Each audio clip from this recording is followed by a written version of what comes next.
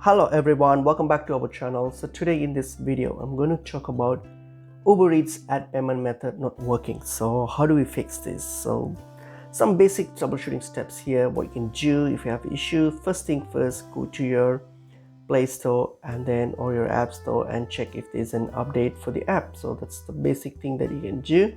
So just search for the app and see if there is any update. If there's an update like here, so just update the app and that should fix up the issue. And for some reason, if it doesn't fix up the issue, then another thing that you can do is simply go to your app settings. Okay, so go to that Uber Eats app settings here, and then once you get to that app settings, open up the app settings here. So what are you going to do? You're going to go to your storage option here.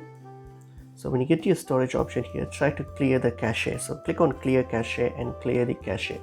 Once you've cleared the cache, so now you can go back to your App Store or Play Store and see if there's an update. If there's an update, just update it, and also make sure that the payment that you're using or the payment that you want to add is valid and you have a valid network connection as well. If all these are pretty much fine, then this should fix up the issue, and that's pretty much it is.